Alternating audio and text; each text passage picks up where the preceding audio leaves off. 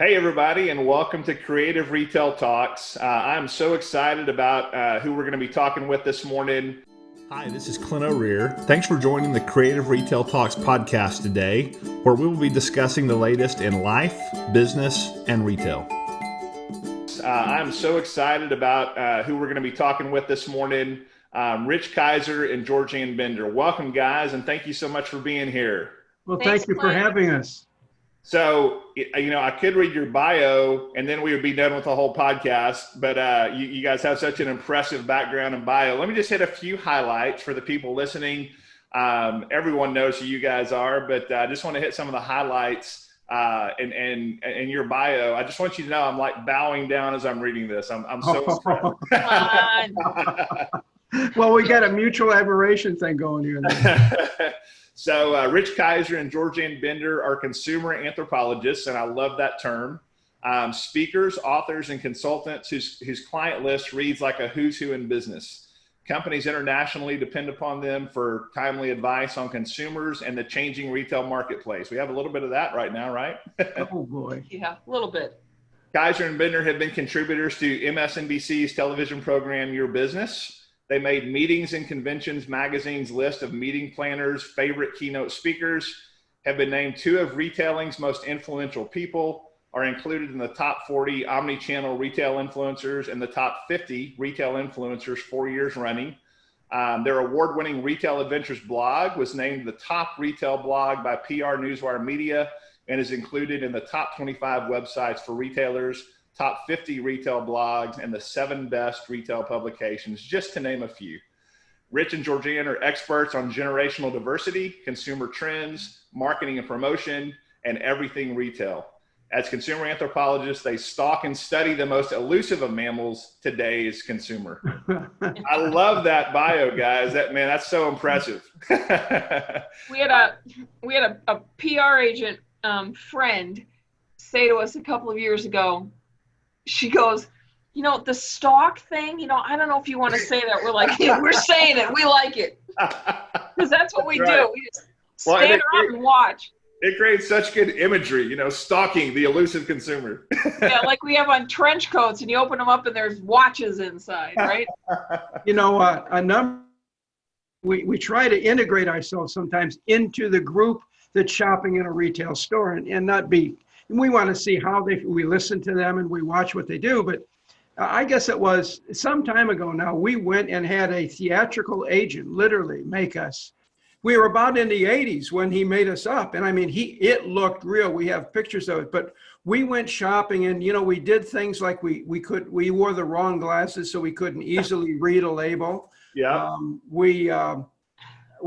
I had plugs in my ears so I couldn't really hear very well. We tried to assimilate who we were as older people to see how easy it is to shop. And we do that in all different kinds of ages. But I think that the greatest time, that was the most fun we had, and probably the most interesting and impactful time we had as we interacted with people in stores with, some, I'm not going to call them frailties, but special needs. Right. That as we age, no one seems to recognize. Yeah. And those special needs start at age 40. Right. They do. When presbyopia kicks in, Oh, that's and true. if you don't need bifocals, you need reading glasses, and then you have a really hard time reading signs. And the manufacturers in our industry and others are notorious for choosing 5-point type on their tiny little bottles that no one can read. So, Right. And then there's arthritis. When around the age of 55, people start to form some type of arthritis, and you can't grab a door. I'm having that right now with my right hand. Can't grab a doorknob. You can't lift things the way you could. People have good days and bad days, so it's tough. Yeah. It's really cool. We saw a store take great pride in these brand new carts that they gave people to shop with. And that was really nice. It's kind of like almost like it's a basket on wheels. Yeah. And so we watched it thinking, good idea, let's watch. And we watched people fill it up. The bad idea was when they got to the counter to buy it, they were having troubles going down and picking stuff out of it and putting it on the counter. But we don't pay attention enough to those kinds of frailties across the board by generation. But anyway, Yeah. that's a story. We do. That, yeah. Well, We do. That's what we do. That's so cool that y'all like got in costume, got in character, and went and did that research. So what were some of the action items or some of the changes maybe that were impacted from that research that you did?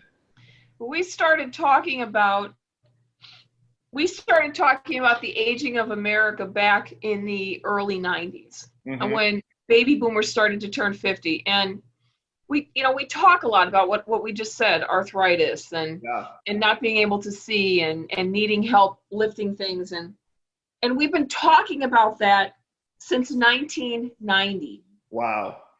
And we still talk about it because it's not something that a lot of retailers put at the top of their minds. They think, oh, you can do it, or that's not a big deal, or come on, we have time. And you don't. Yeah.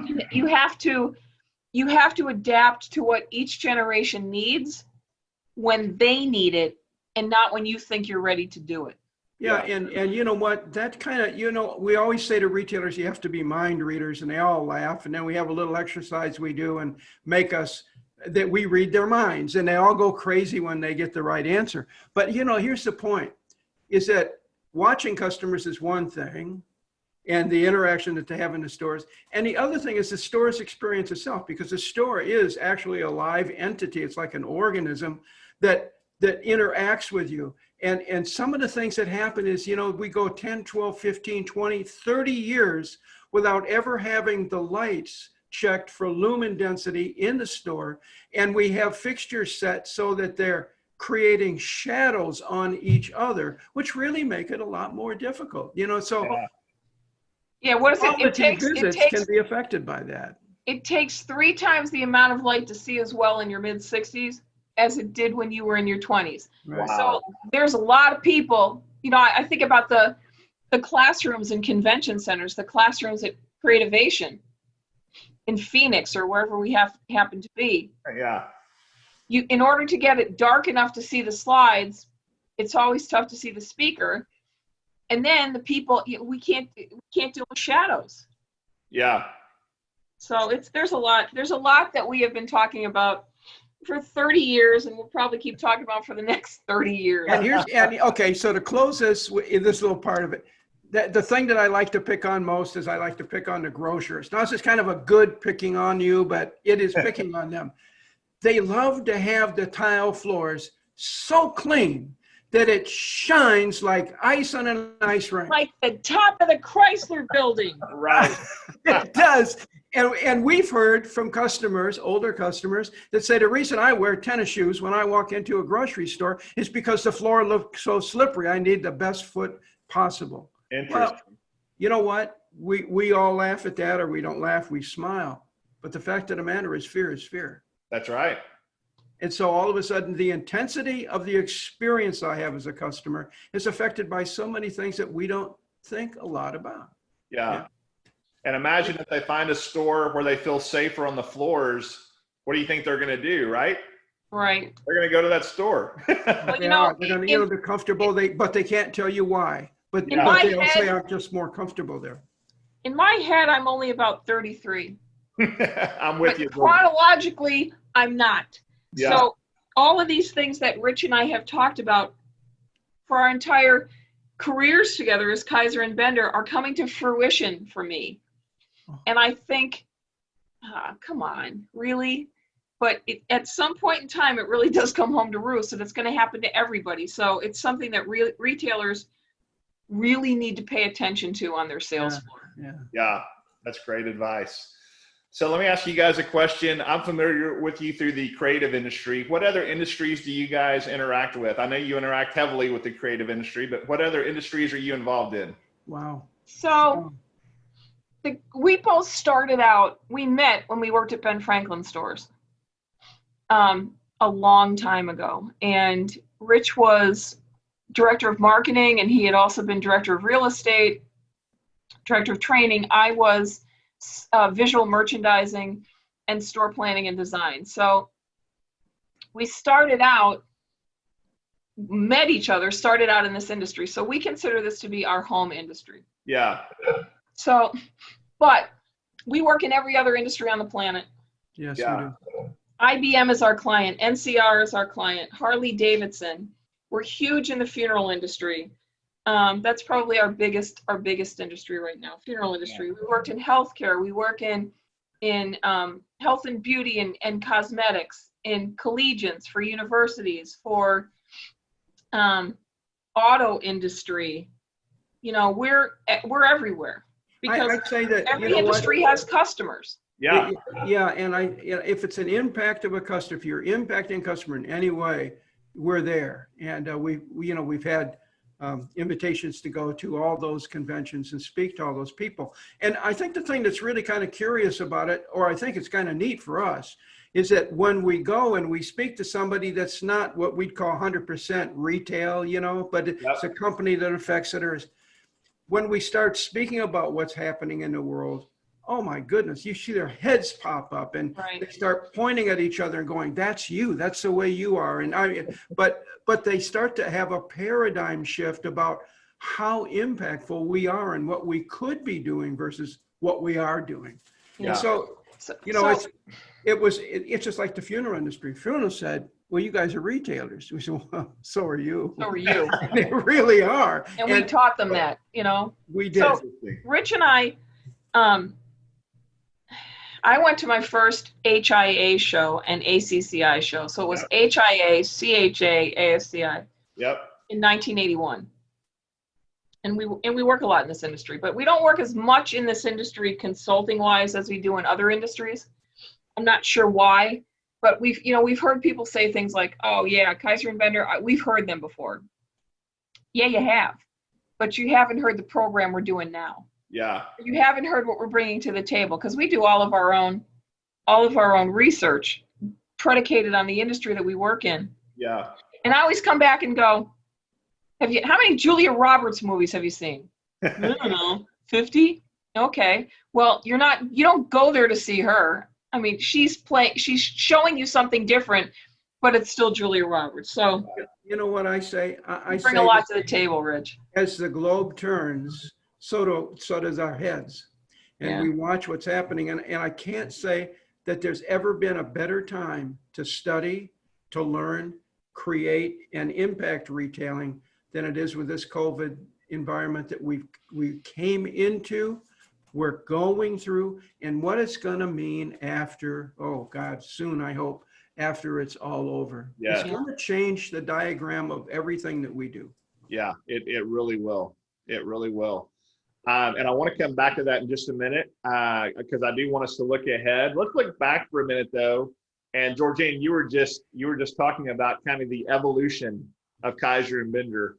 Let's dive into that for just a minute. So talk to me about the journey. What's the journey been like from you guys were working it for Ben Franklin and met and kind of started partnering together on speaking and consulting. So walk me through the Kizer and Bender journey.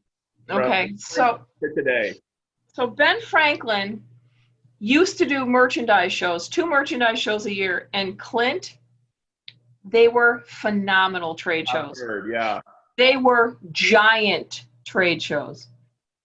They were 6 times the size of what you see Creativation is now. Wow.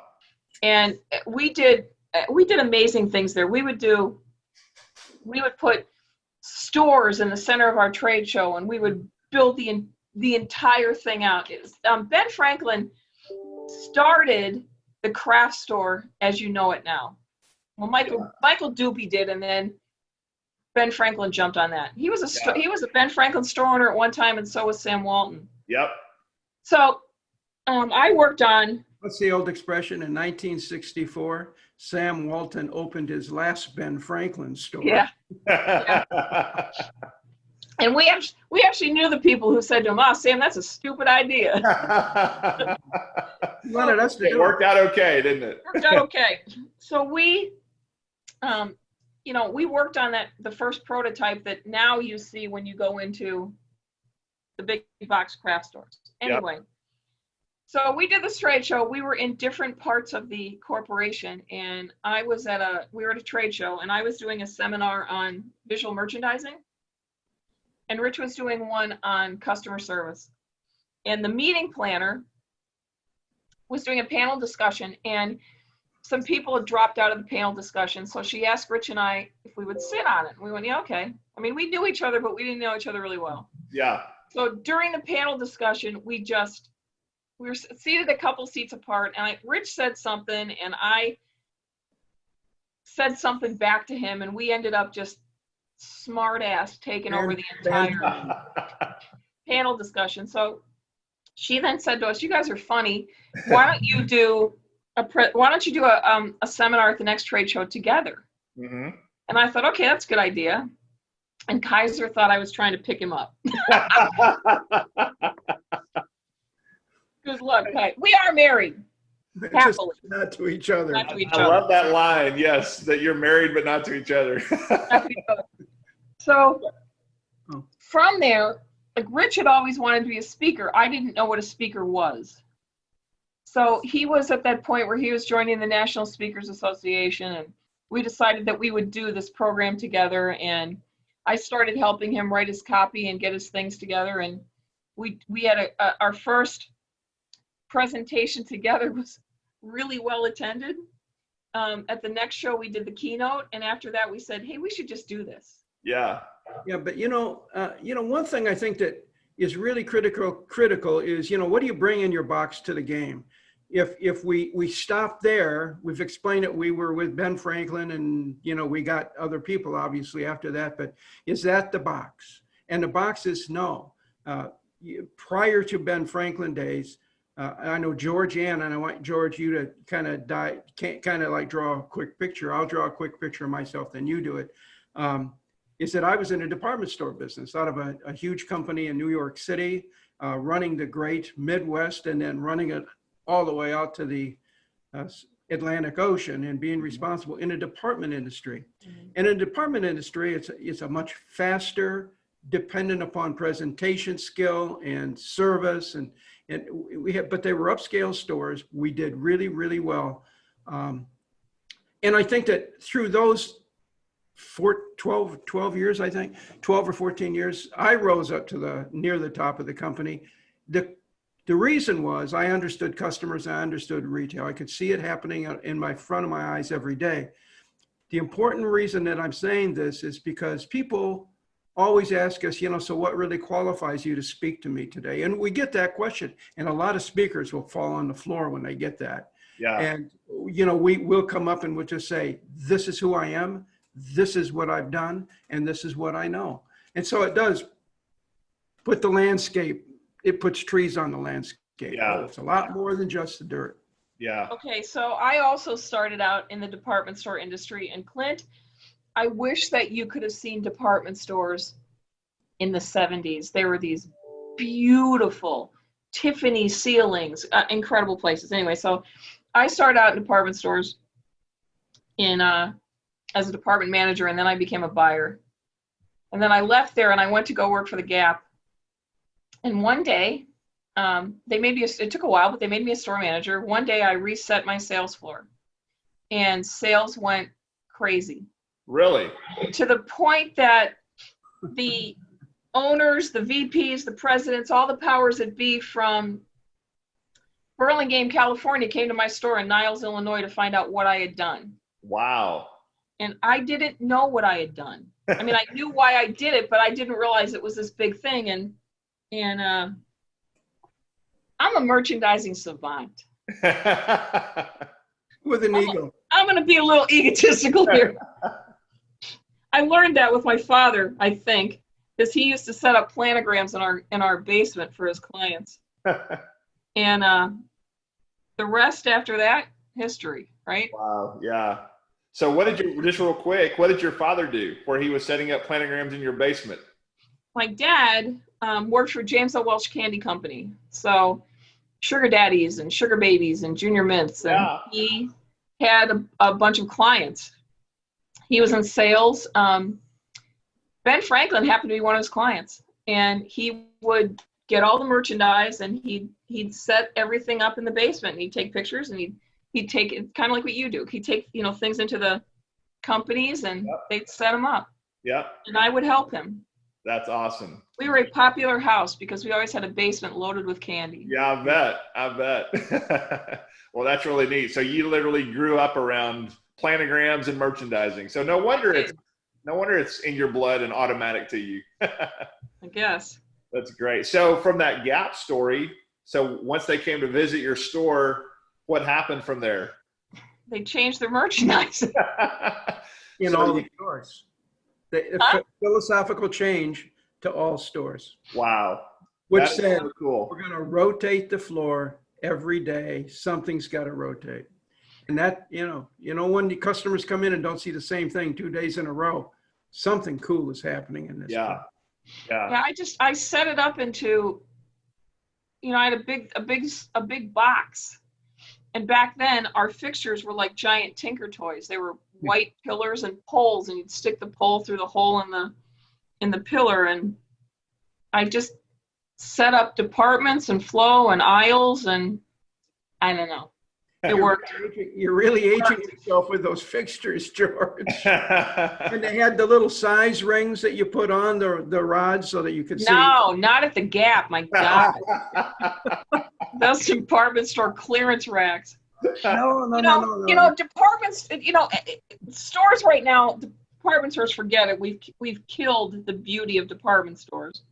But even stores like the Gap, back then, the people who ran the stores had to be merchants. Now, somebody in the headquarters does a planogram, hands it to them, and anybody can put that together if they follow the planogram. Right. If you don't have responsibility, and you don't have authority, you've got nothing to do but let the customers merchandise the store for you by pulling this item off this rack and putting it on that rack. Yeah. That's a fact. Yeah. People that work in retail, they have to have responsibility and authority. Yeah. And it can be measured. Well, and you guys probably know this, but so with the large big box retailers that we work with, and I won't name names, but there's one that's very planogram centric and very rigid with the planogram. Stores do not have any autonomy. There's another one that is gives the stores some autonomy, gives the store managers the ability to be creative and adapt to their consumer that walks in their store. Again, I'm not going to name any names, but when I ask my wife's friends which environment they prefer to shop in, they always tell me, I like the one, they don't know why, but it's the one where the store managers have the autonomy to change up the visual merchandising in the store. And so that's speaking to exactly what you did at Gap back all those years ago. There's an important point to what you just said, that a couple of years ago, we said that literally what we kind of noticed, and we even noticed it in our own lives, is 50% of the store is never seen by your customer. The reason is because they come in and they know the specific things they like to look at and they seek and find, or a lady with the milk goes directly back to the milk in the grocery store. But the fact of the matter is, if you're not moving, if that floor isn't alive and moving, that's going to happen. They're going to have desire paths, and they're going to walk those paths. And that stuff on the wall or close to the wall over there, it's the best thing since canned beer, right? Yeah. But they never see it. Yeah. Because this is where they always find my stuff. Yeah. You're right. I mean, your friends were right when they said, "Well, I like that store." Why? Right. Then it happens. I'm not saying nothing. Right. No one's naming names, right? So I know you guys have worked a lot with the independent retail market. Have you worked with any of the bigger box retailers at all on giving them ideas or guidance? Not in this industry, unless they're independents. Yep. We have worked with all the big independents in the creative industry. Yeah. Not the big boxes. We have, though, in other industries, worked with big box retailers. Yeah. Yeah. And that's essentially working with the people in their headquarters to help them, understand what's going on with their customers and what they should be looking for. That's primarily, they say, what the heck do you guys mean when you say this? Because, you got to understand, we got to change the gear. And if you don't get the gear changed, you don't understand the language. Right. But, that's primarily the way I see it all the time. It's hard to work with big box retailers. And the reason it's hard to work with them is because You know very well. I worked for a big box retailer and I knew my job. And I used to hate it when they would bring in consultants. Yeah. And the consultant would say, I think you should be doing this. And immediately a wall goes up that says, you don't know my stores, you don't know my customers, you don't know what you're talking about. I do, because I work here. It's a very fine line when we do that. And it's important that those people understand that we're there to partner with them, not to make them look bad. We're there to make them look good. Yeah. And to help them, and to help them, yeah, and to help them move forward. Right. But there's that line. You walk it. Yeah.